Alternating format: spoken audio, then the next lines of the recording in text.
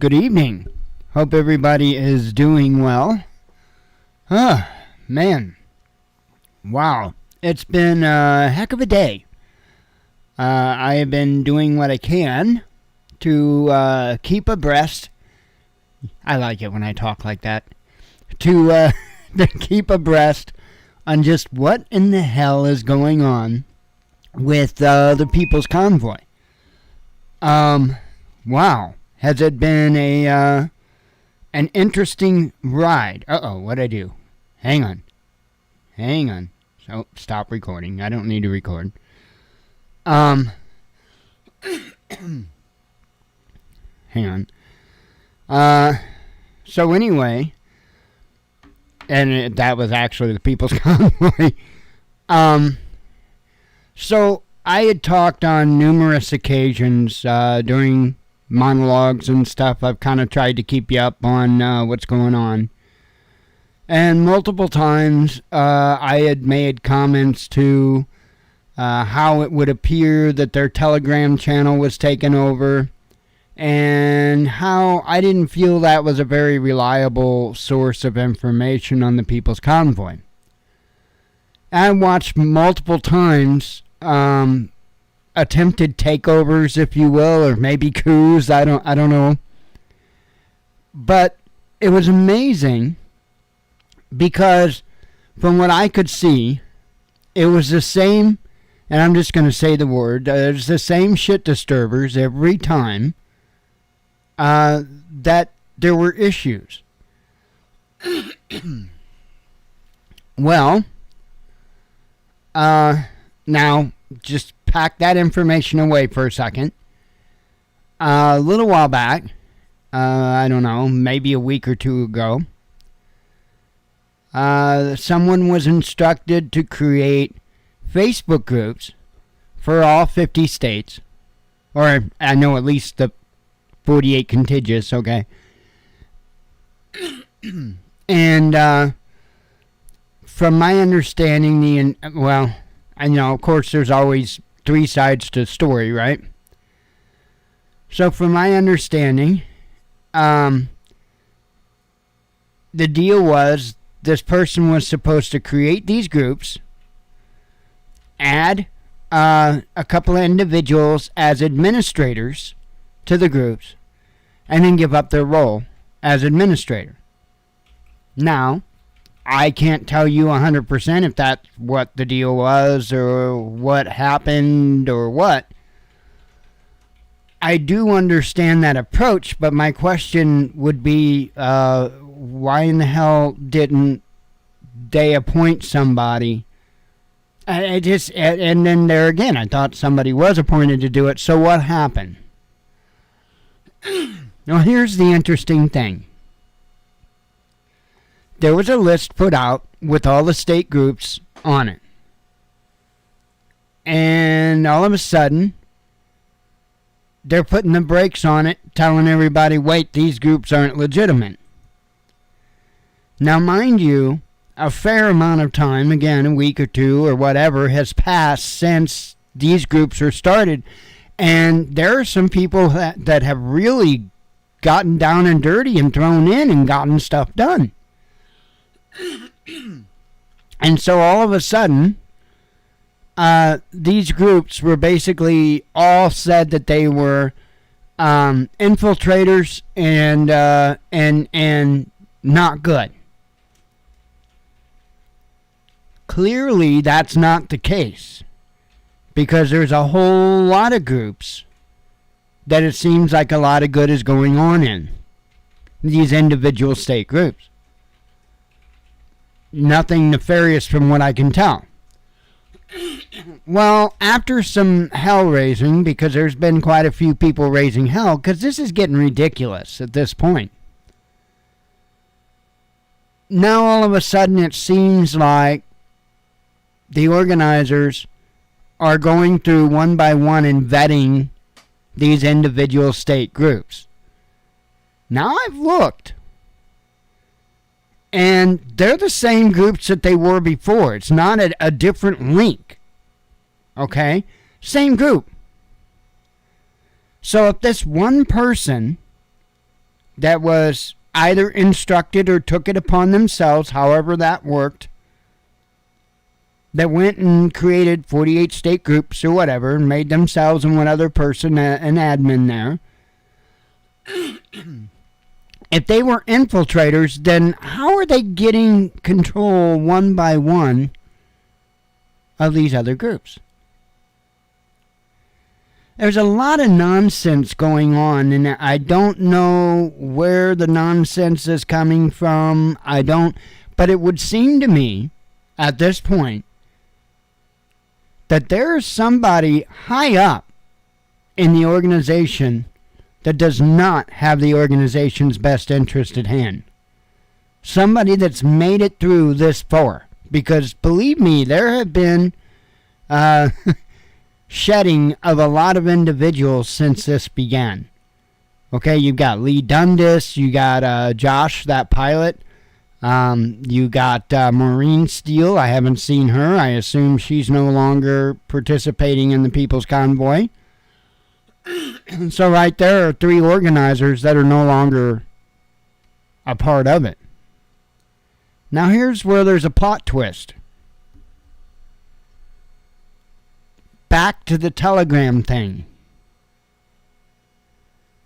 Another Telegram channel popped up that was a quote-unquote community channel for the People's Convoy. Now, if you've been tracking along, you may or may not remember that I was banned first day from the other discussion group for no reason. I didn't say anything, start any... I guess it was the Watchman news, and that's all it took. Boom.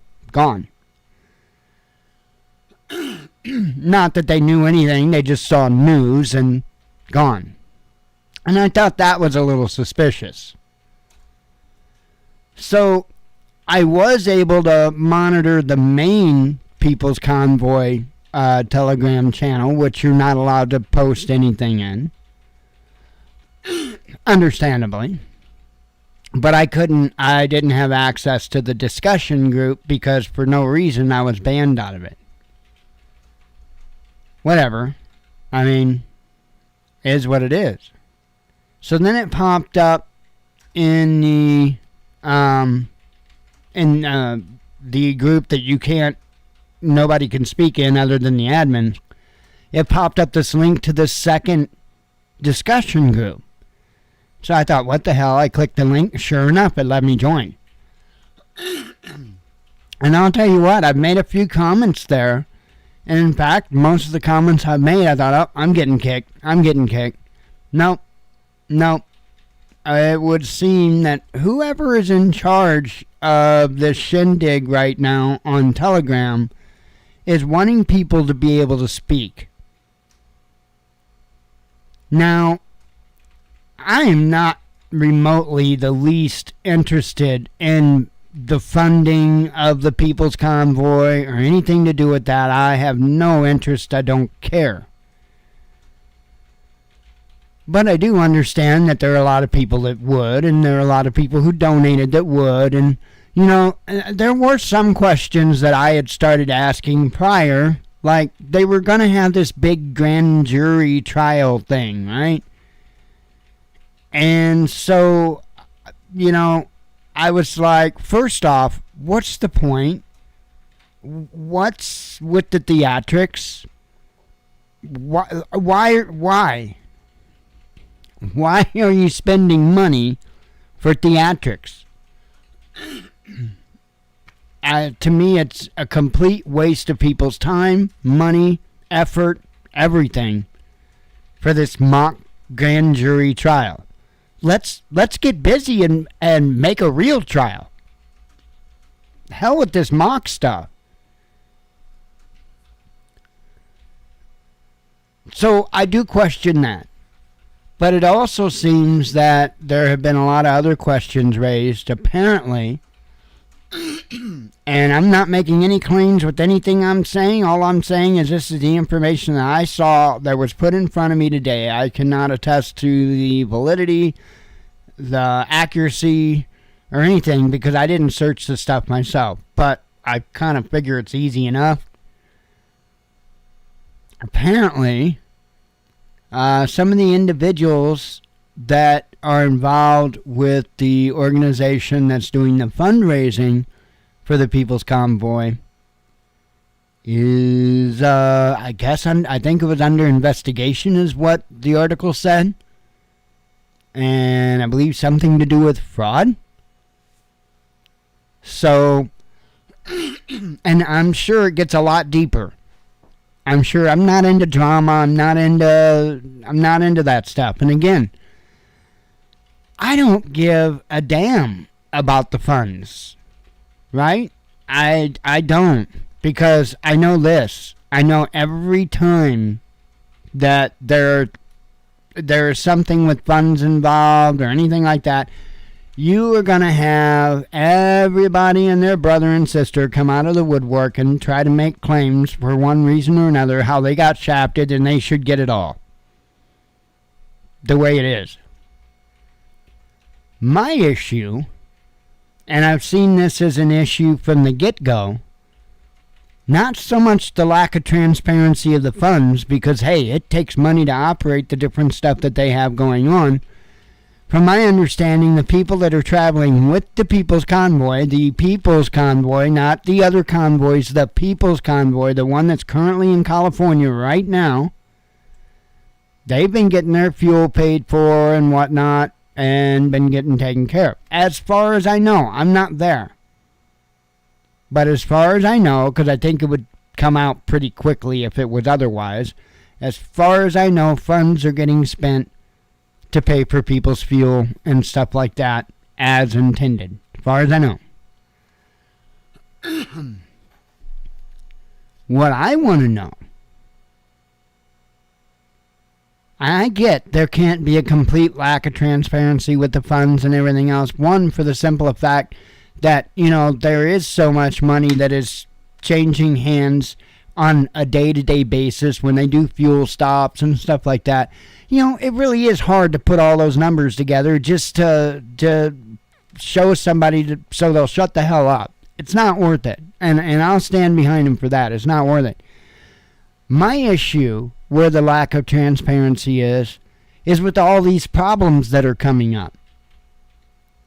There was very, very little said about what happened with Lee Dundas and Josh and Maureen. Very little. There has been very little said involving other individuals that are either still or at least were a some part in one way or another of the convoy. Some of those names are even popping up right now. I saw them on one of the videos that was posted today. Somebody that, to my knowledge, not such a friend to the People's Convoy. So I don't know what's going on. At the same time, I see Brian kind of backstepping away, if you will, from the People's Convoy. And, I'm talking about Brian Brazzi. And there's some things that I think I've picked up on involving that. And it is what it is. I do think part of it is because the convoy's going in a direction that he's not necessarily completely in line with. I think that's part of it. And I think the other part is personal issues that I'm not going to discuss, but I pick up on things.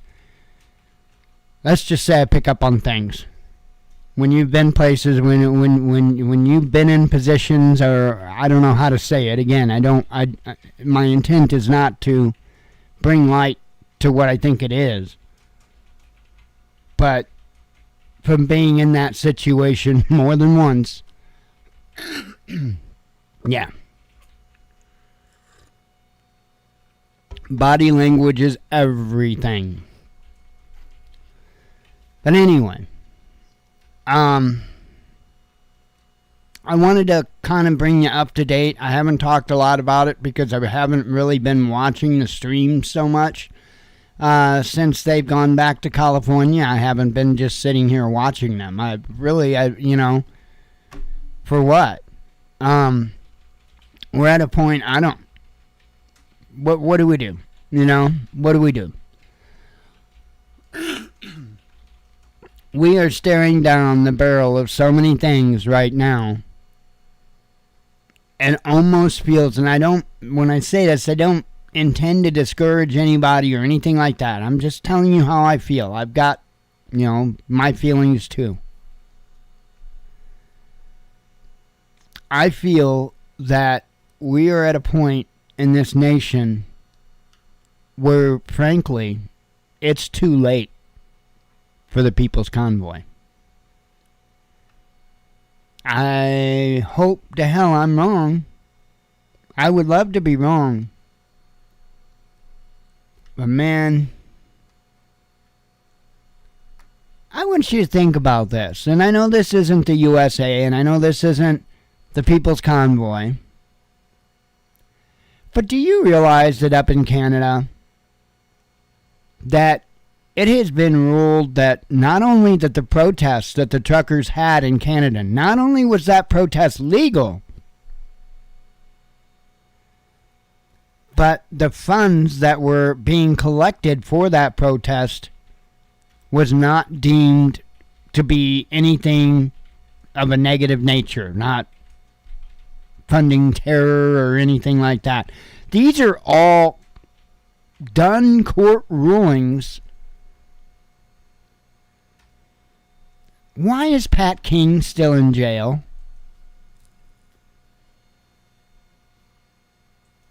Because these governments do whatever the hell they want. The laws don't matter to them. The same laws that they'll restrict you with, the same laws that they'll imprison you with, are the same laws that they'll flout in front of you while they get away with doing it.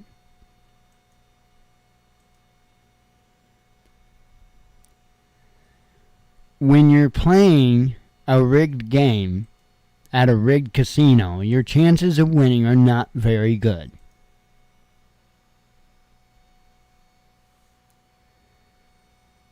So while all this procedural stuff to change the direction of this country sounds great and all, they'll damn well put a stop to you before you achieve it. That I guarantee.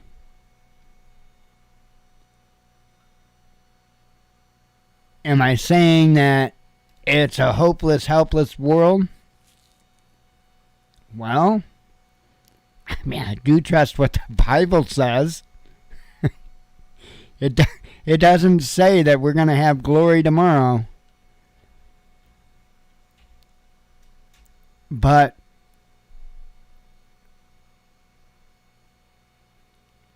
I trust that the times that we are heading into are very important.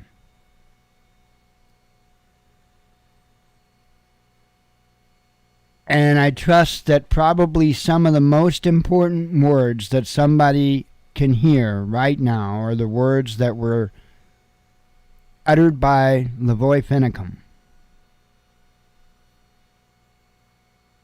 And I'm going to be somewhat, and I hate to paraphrase a quote, but I have to because I don't have the quote right in front of me. But it's something to the effect of, it doesn't matter how it ends, it matters how you fight.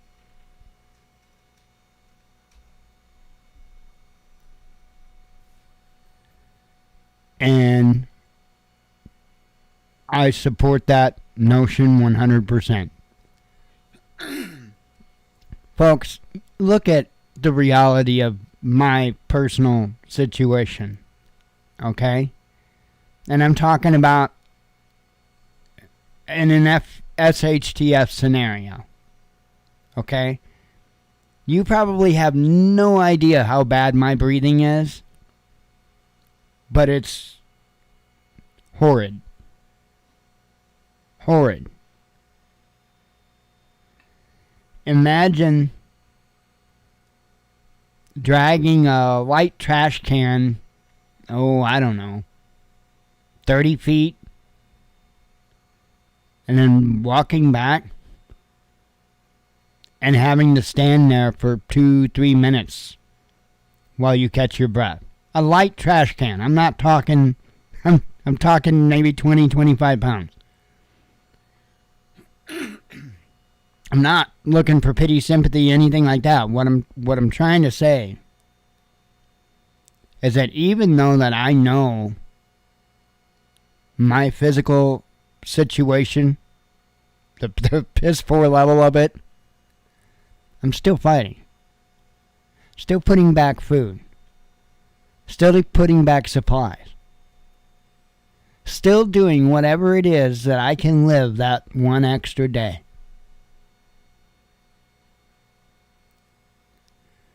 So, regardless of whether or not the news I bring to you seems disconcerting, disheartening, discouraging, keep pushing forward.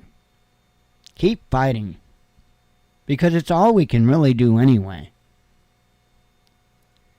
Another thing I want to talk about, and this was the original thing I was going to talk about tonight.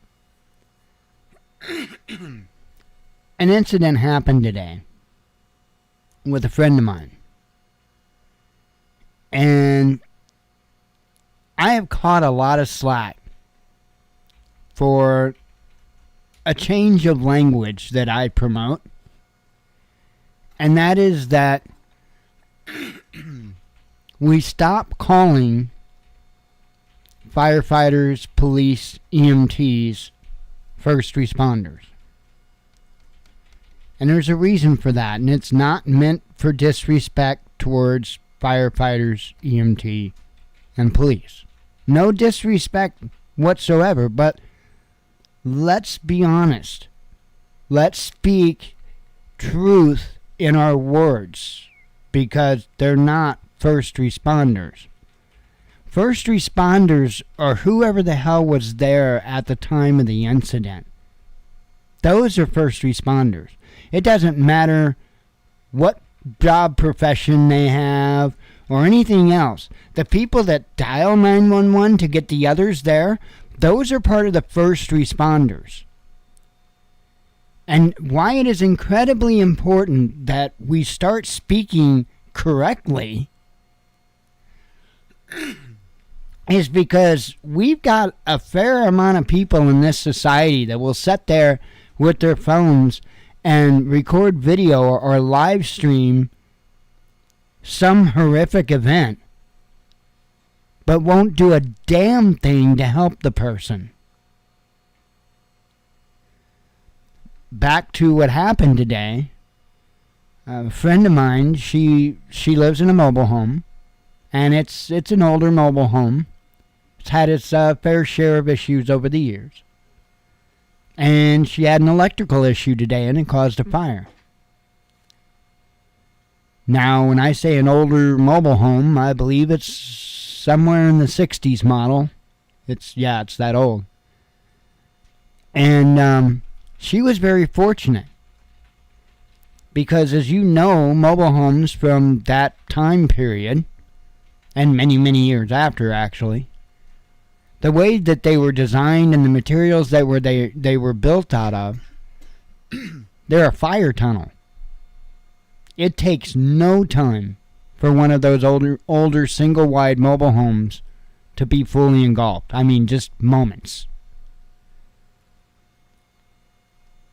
And she had an electrical issue that sparked a fire. And what she did is that she immediately jumped to action. She got some water and she started dousing the fire. She dealt with the fire. She got the fire out. Then she called 911 to have them come out and make sure that, she got it. She was the first responder. And it's imperative that we get people back in that mindset. Instead of thinking that they're hopeless, they're helpless, they can't do anything for themselves. Again, doesn't matter how it stands. It doesn't matter how it ends. It matters how you stand. It matters how you fight. Anyway, I thought that was a good example, a real life example of what I mean by that, because I catch a lot of slack for that. People think that I'm trying to diss on firefighters and EMTs and police, and it's not a diss. But that's inaccurate to call them first responders, because they're not. They're like, at the very least, second responders. I know, we got to have the hero name. The hero, no. No. We need to all be capable of being a hero. That's what we need. And we don't do that by delegating our responsibilities to everyone else. Just saying. Yeah, I think it's absolutely a good idea for people to have a first aid course, a CPR course. Know a little bit, because it's amazing the things that you might run up on. The help that you may be able to provide,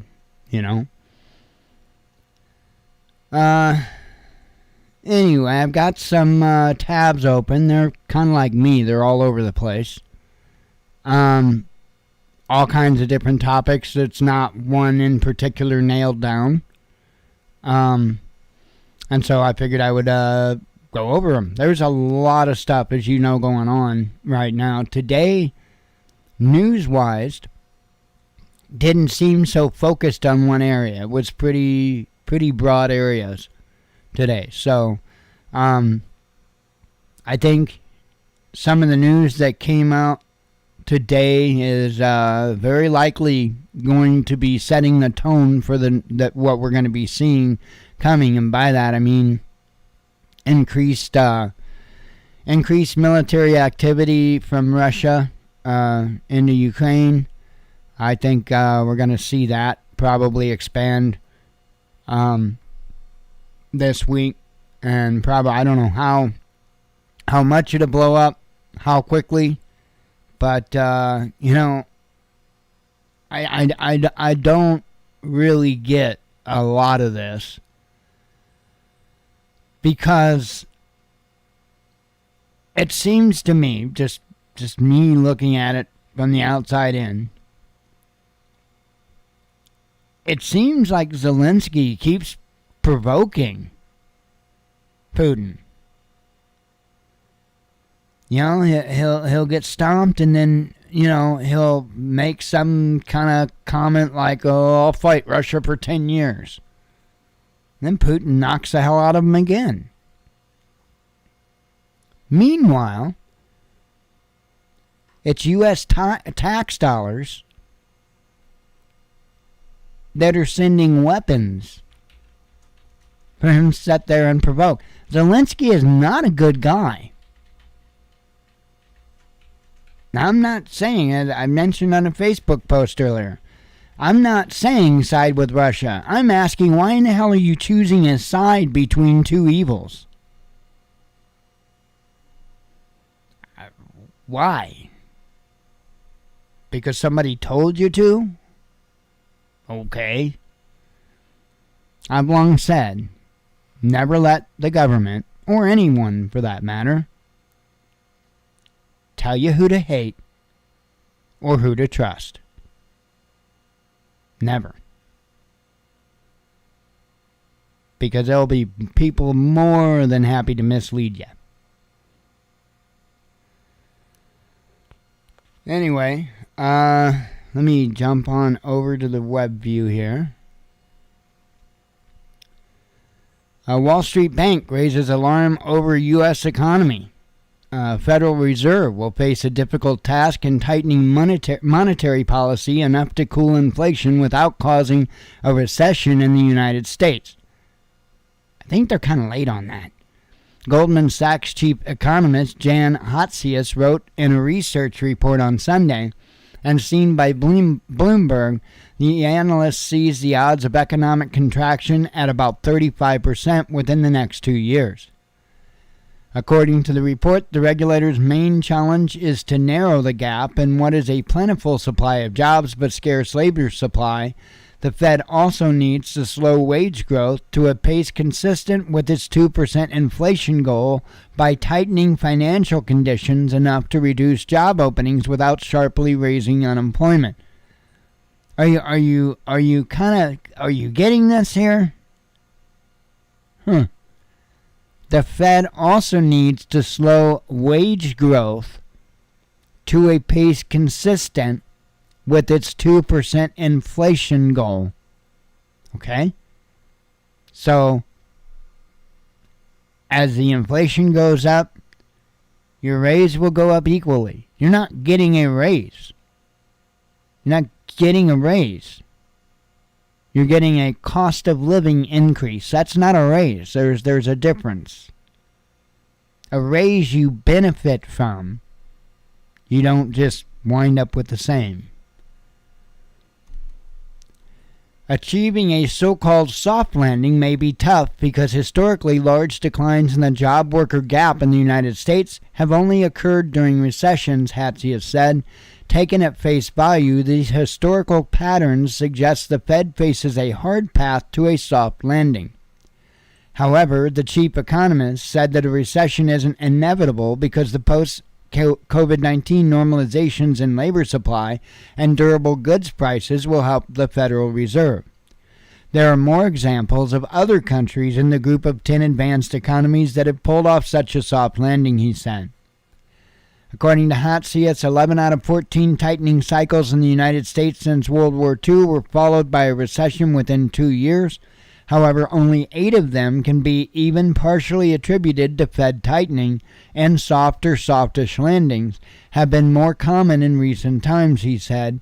He has forecast the odds of a U.S. recession in the next 12 months at about 15%. Well, I hate to break it to him, and maybe he didn't get the memo, but I think we're in one. Don't let him know, though. We'll keep him in the dark for a while. It might freak him out. Anyway, moving on. U.S. gas prices spike on increased exports to Europe. How do you like them apples? Right? Not only do you get to pay taxes for things that go boom, so they can go boom in Ukraine, well, Ukraine, Russia, wherever they wind up, but also you get to pay more for natural gas because of all this nonsense. U.S. gas prices spike on increased exports to Europe. And by the way, how much are these corporations thinking of you? So please, think of them in the same way the next time they want to fight alternative energy. U.S. natural gas prices reached their highest levels in more than 13 years on Monday, with futures jumping over 3% to trade as high as $7,569 per million British thermal units. Record shipments of liquefied natural gas to Europe in order to replace Russian supplies have been boosting domestic prices. With momentum firmly bullish and the market ill-equipped to handle any further bullish shocks, notable continued gains for natural gas remain likely this summer, EBW Analytics said, as quoted by CNBC. The firm added that a bullish weather shift has sent the U.S. market into overdrive. For the year, U.S. natural gas prices are now up 102%, which is adding to the inflationary concerns across the economy. Labor Department data showed last week that the nation's inflation is at a 40-year high, with soaring gas and food prices driving the increase. Washington is blaming the surging prices squarely on Moscow, with President Joe Biden saying last week, "I am doing everything within my executive power to bring down the Putin price hike." Ain't all because of him, but these companies are taking advantage of the situation, not only to make money by selling natural gas to someone else, But they're doing so on a level that your cost is going up too.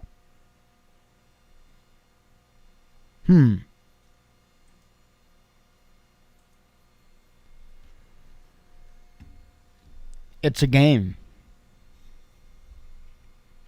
A lot of it is a game. The last two stories that I've talked to you about, man, do you realize there are individuals in power that have gotten together and sat in meetings and talked about how much more they can squeeze the American people? We're talking about leaders of different industries. You know, say the banking industry and the food industry and the housing industries. And they sit there and they talk about it. Well, I can charge this much more. They can still manage that.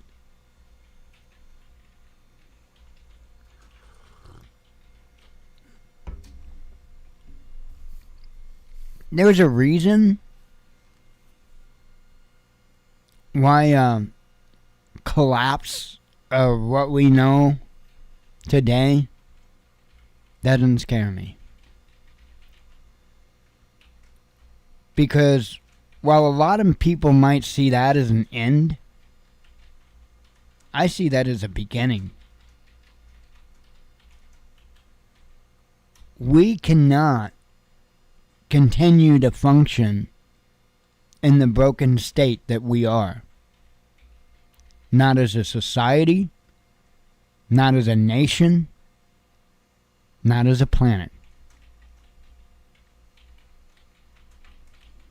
And the only way things are going to go back to any level of sanity is for people to have more to worry about than all the nonsense that they dream up to worry about. I know that probably sounds strange.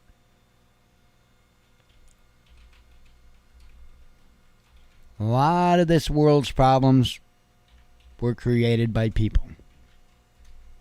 Probably safe to say most all of them.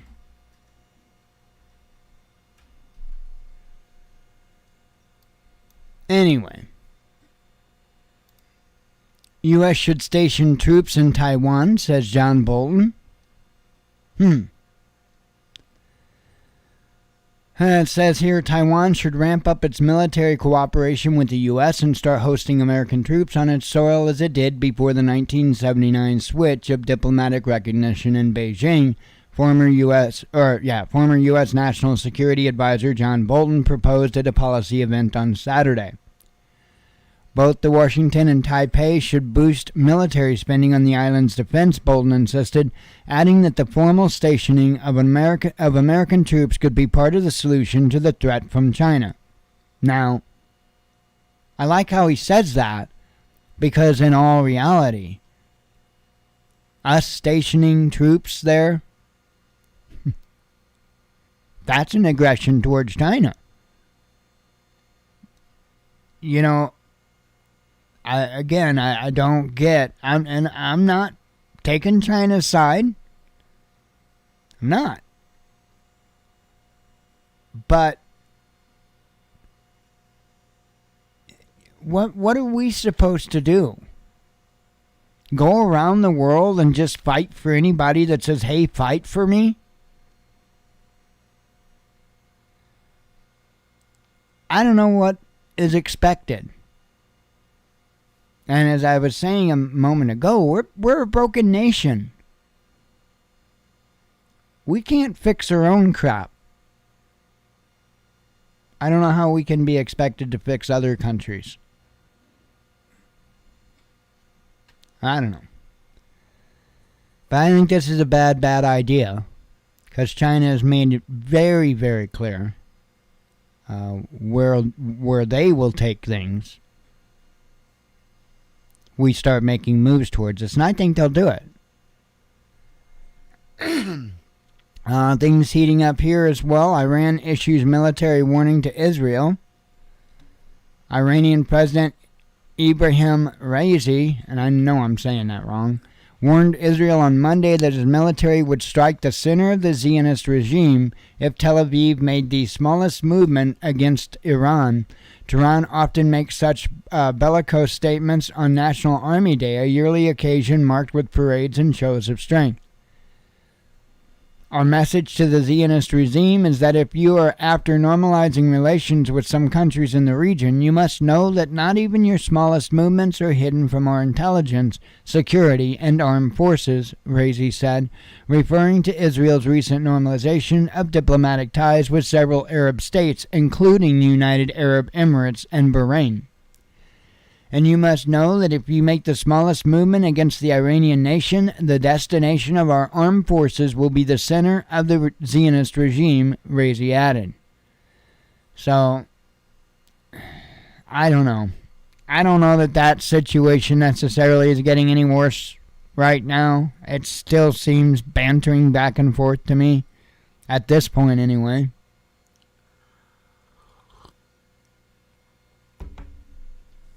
Let me have a vape.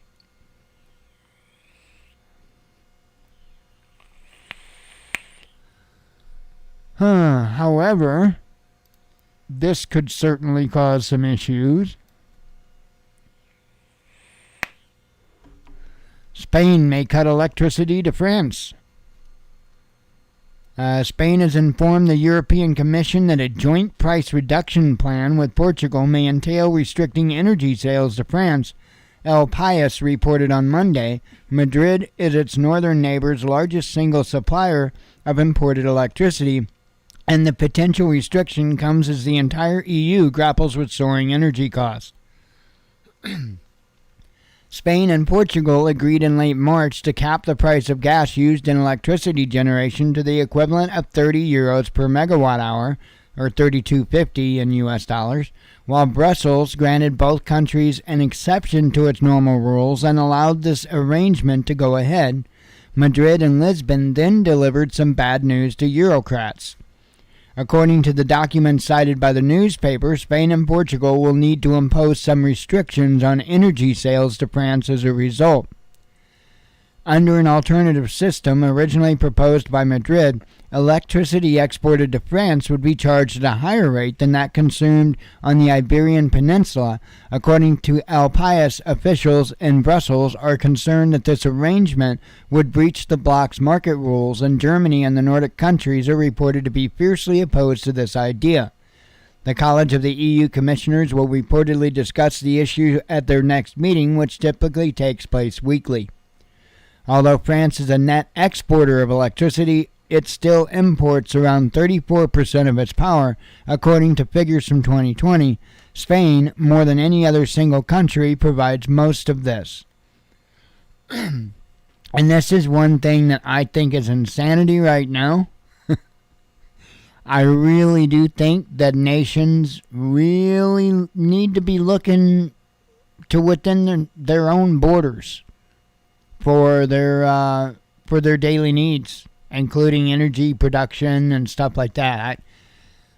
One of the things that I do foresee as a very strong possibility in our future is energy, and I'm going to call it this for lack of a better term, energy wars, meaning not necessarily wars being fought militarily and stuff like that, but I mean just the lack of energy and the high cost of energy that many nations are likely to be facing, possibly even our own. And that's one thought that I entertained a lot more often lately with everything that's going on. Imagine what it would be like on a mass scale to be priced out of energy costs, meaning you would just have to let your power go because there'd be no damn way that you could afford electricity and food, housing costs and whatever other bills, what other bills you may have, we could be priced out of it. So, something to definitely keep an eye on. And I don't know, U.S., I think we do most of our own energy production. I don't know how much that we would import from Canada or Mexico. I don't know about if we import any from Mexico. I figure we probably do some from Canada, and we probably export some to Canada. Hopefully, we're set up in a manner that we can keep our systems going. We're looking at a mess here. Our infrastructure has been ignored for a really long time. Important infrastructure. Of course, you know about roads and bridges and water and stuff like that. Man, it's about every area that you can imagine. Our infrastructure has been let go. And that especially includes the power grid. And it really wouldn't take too many oopsies to put us in a real bad way in this country. And when I mean oopsies, I don't necessarily mean accidents or even anything malice, but a cascading event, one thing leading to another, leading to another overload, to another. It's just our system is really outdated, and it's kind of a patchwork system at this point. And I just think that they need to go through and they need to revamp our system, including, reroute some things a little better, a little smarter. There's a lot of nonsense going on among states. There'll be a nuclear power plant in one state that won't, get hardly anything from that nuclear power plant, yet their taxpayers are paying out the wazoo, and their energy, those paying power bills are paying out the wazoo for nuclear power plants, and they're not even getting any benefit from, because that power is being shipped over to another state. Why? Because the people that operate the power plant can make more money that way. They don't give a damn about providing you power. They give a damn about making money, and they make more money by exporting that power than what they do by just shipping it to your home. So it is what it is. It's how our system operates, and unfortunately, many, many, many things have been done against the American people's benefit, all for the name of greed, so people could make money. So anyway, I must be on a soapbox tonight. It must be that time of month.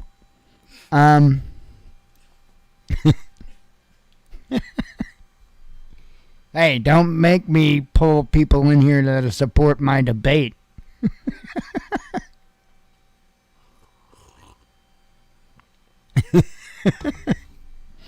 Okay, I got one more thing to talk about. I found this interesting. U.S. Navy tests all-electric high-energy laser weapon for the first time. And many people might be thinking, huh? They've been playing Star Wars stuff since 1980s, I remember. And you would be correct.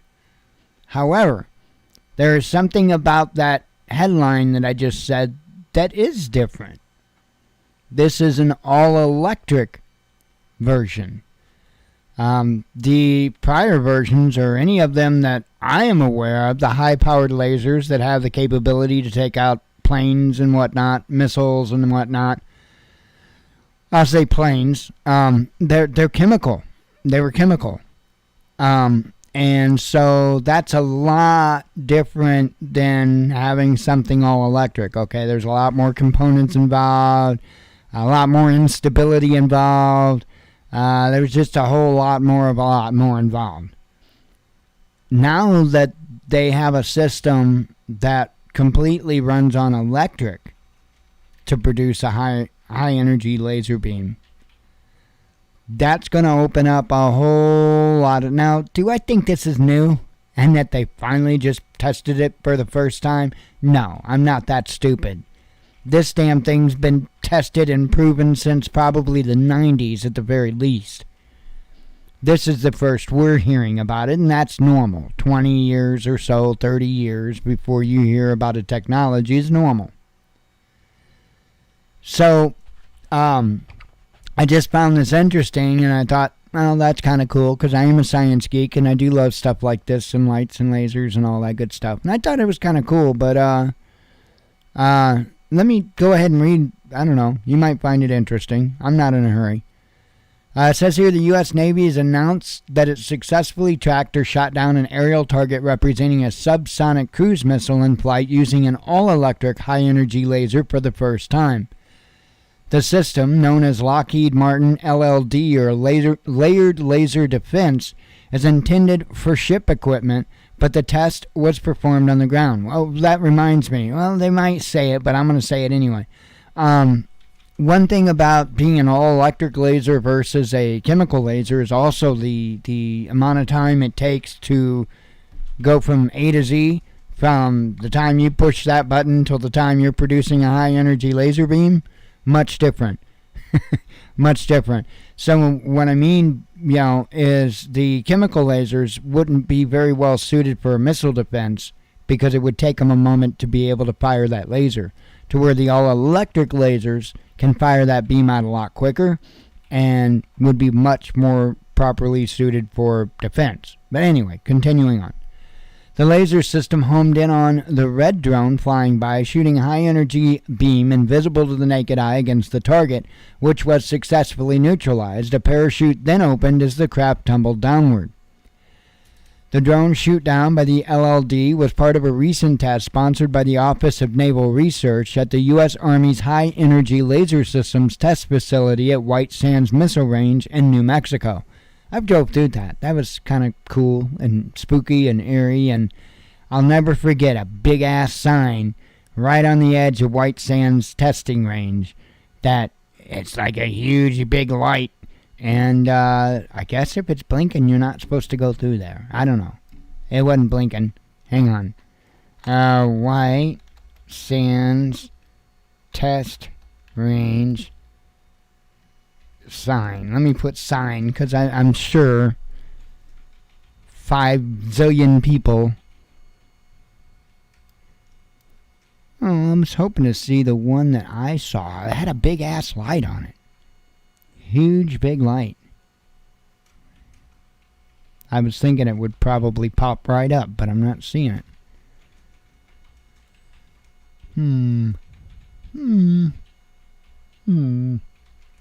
No, I don't see it.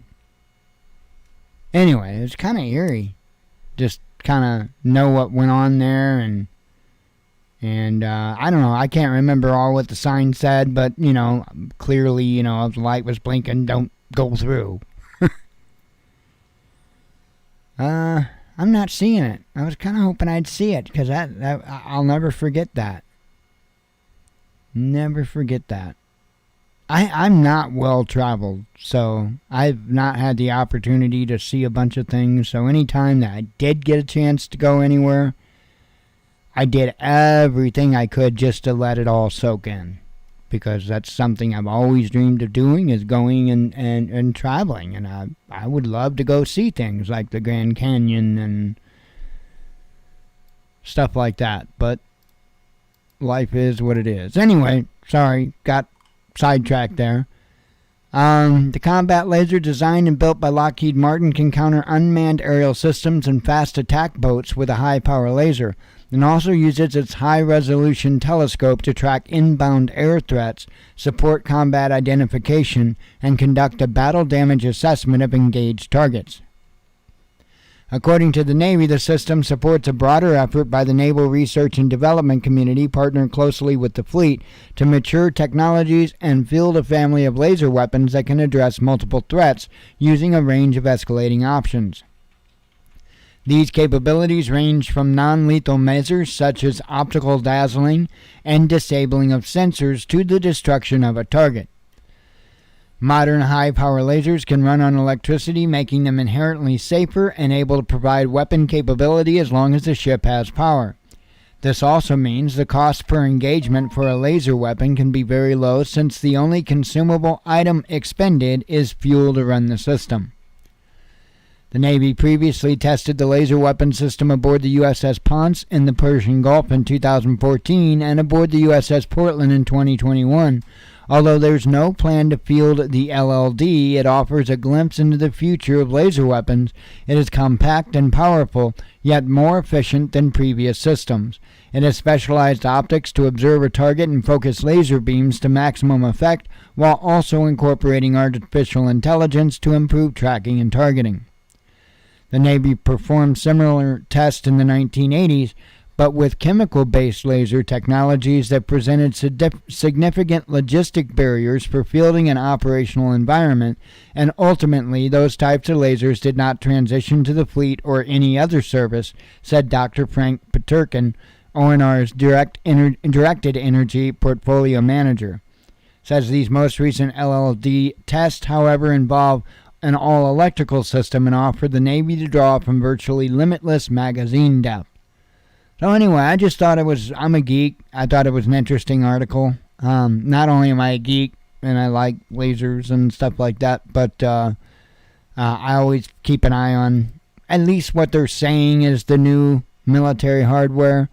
And again, you're 20, 30 years behind. So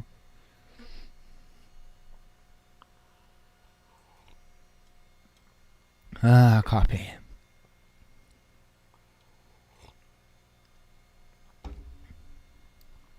Oh, fun. Got quite a few headlines, if I recall. Like I said, it's kind of all over the place with news today. Have a few vape and we'll get started. I think I might have been a little heavy on the caramel on this batch. I like it. Tastes good. I think it was last night, wasn't it? I walked in the bedroom and asked about caramel. I mean, it was like, and I knew that had to have been it for two reasons. It was the only damn caramel in the entire house. And number two, it's that particular caramel smell or flavor or whatever. And I just walked into the bedroom. We were going to bed. And I mean, it just hit me. I mean, it was like a ton of caramel. I'm like, damn. That my e-cig? It's good.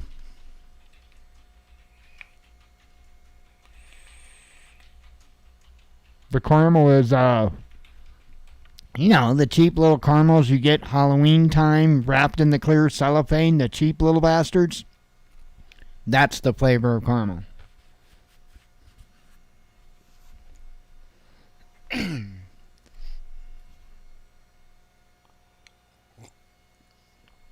And then it's got a tart granny apple, which you know what that's like. And then it's got the banana. And if you've ever had the freezer pops, right? They come, there's two of them together and you got two sticks and you got to break them in two, right? The banana ones, that's the banana flavor.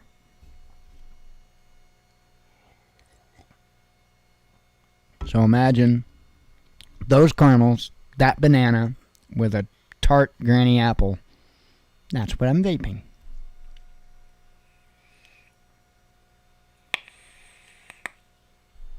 Now you know why I go, Alright. Turkey launches military operation in Iraq. That was one that I shared out last night. I think after the show, but I'm not positive. I wanted to make sure I got it out. The rest are all from what I tweeted this morning and on. Russia publishes data on foreign mercenaries in Ukraine. Serbia explains refusal to join anti-Russia sanctions. Russia eases capital controls.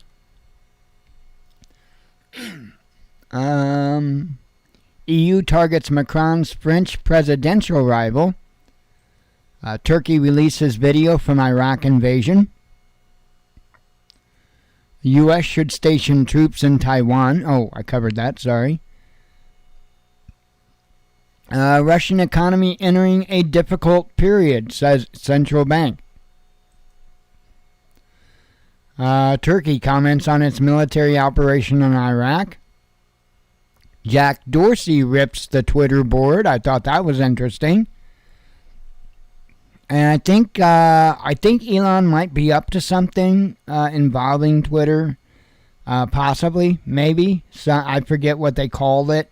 But essentially, it's like he would be offering the shareholders like a certain amount or whatever. I mean the shareholders, not the board. And I guess more or less that would be a way that he could get, I'm assuming, a controlling share of the stocks, if I'm not mistaken. I don't know. This isn't my ball of wax. Somebody that's much more well versed in financial stuff would be like either Economic Ninja or Pinball Preparedness is pretty well up on that stuff as well. Better they explain it than me, because I certainly don't understand all that stuff, not even remotely. EU turns to Africa for help. China makes space offer. Ex-Czech leader denounces hatred of Russia. And there's another channel that I don't mention, and I want to mention, and it just never comes up. Another channel that is absolutely incredible. I have been watching many times as I can catch it live, and if I don't catch it live, I watch the recording. Prepper Nation is one hell of a channel. That dude is right on. That dude is right on. I really enjoy listening to his live shows. I really do. And it's somebody that just wants to help. They want to help. They're not out to make it a fortune or, any of the other ulterior motives. He just wants to help. Let's see. President claims West violated UNSC resolution. Kiev plans monstrous provocation, says Moscow. Wall Street Bank raises alarm over U.S. economy. Oh, covered that one, sorry. Date for global COVID-19 summit set. And I've seen some people raising alarm over this. And I'm not going to say not to raise alarm over this. I would say look into it. I haven't had a chance to do so yet. But it seems like much the intent from what I have gathered so far is to make sure that we all get vaccinated. So you might want to keep an eye on that. Detained Ukrainian opposition leader issues swap plea. Balalaika, I'm not sure if I'm saying that remotely correctly, compared to a swastika. Ruble rallies despite lifting of ban on foreign currency purchases. Island with 99% COVID antibody rate found, says a study. Ukraine gets closer to EU membership. Western economic blitzkrieg, sorry, said that totally wrong. Blitzkrieg has failed, says Putin. German media suggest showering less. That's their answer for rising energy costs or energy shortages.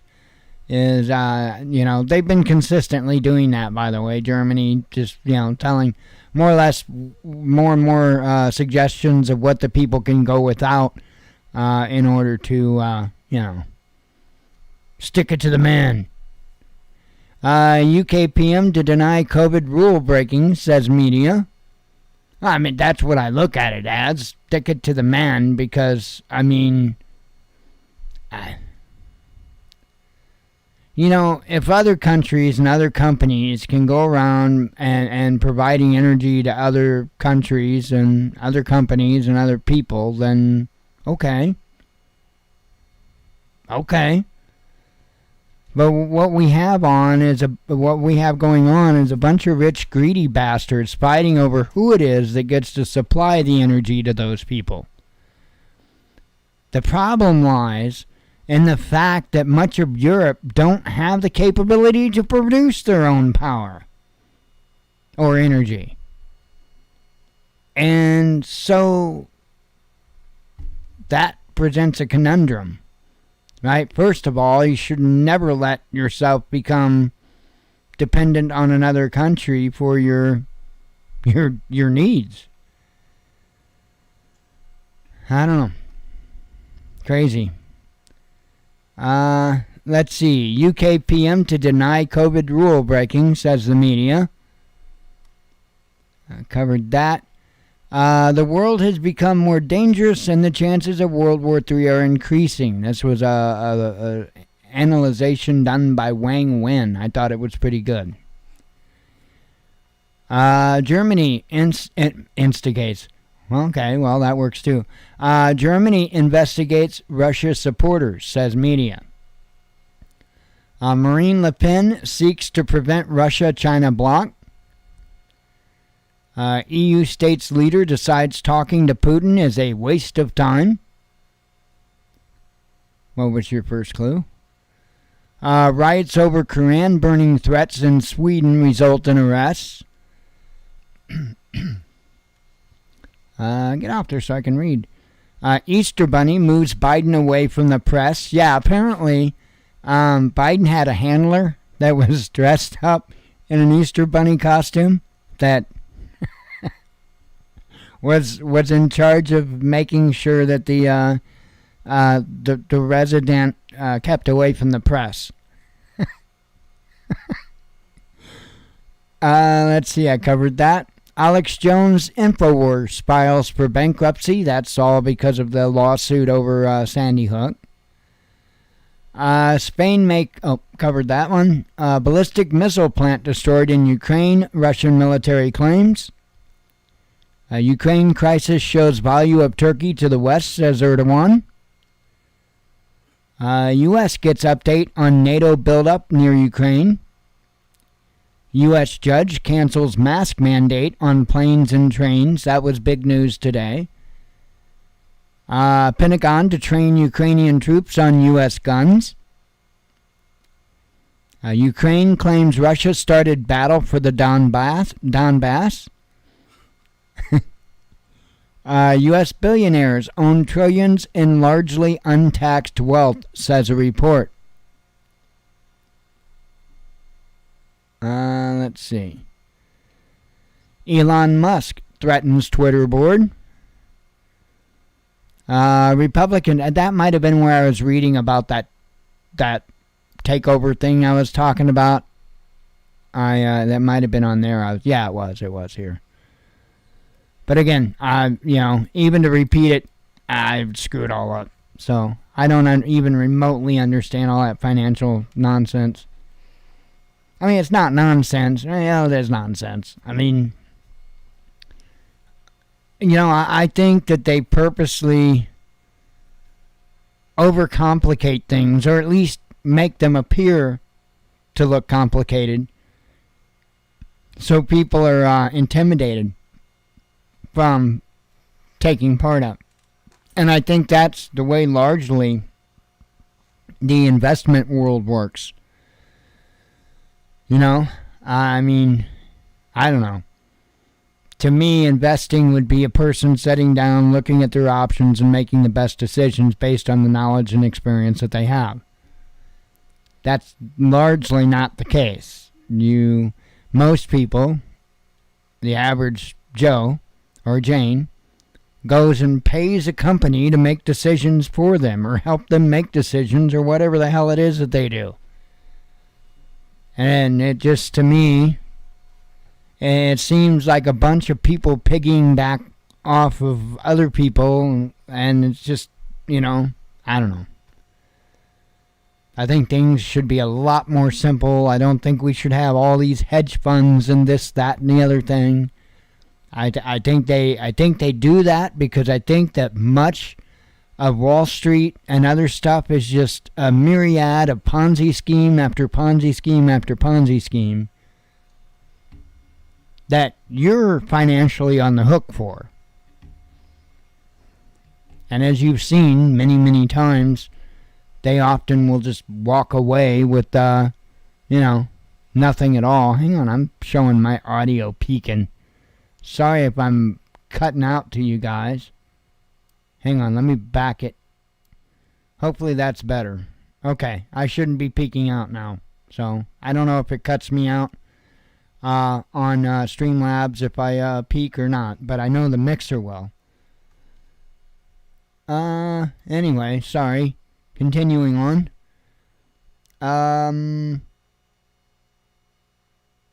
Yeah, Republicans see Biden as more harmful than Putin.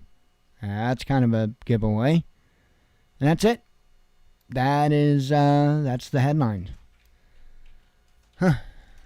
Like I say, it's a mixed bag of news today. Not any one thing was super, well, I mean, the judge ruling on the mask, now that was significant. But, that was really about the most significant thing today that I saw. I do expect that tomorrow's going to be more entertaining, if you will, when it comes to news. And I think we're likely to probably ramp up this week due to the increased activity with Russia and Ukraine. So I also have a sneaky suspicion that we're going to see some activity from North Korea this week. So all we can do is keep an eye out. That's all we can do. Anyway, I am going to get out of here. God willing, we'll be back tomorrow and we'll do it again. Hope to see you all then. As always, God bless you. We love you. Be one with your spirit. And shalom.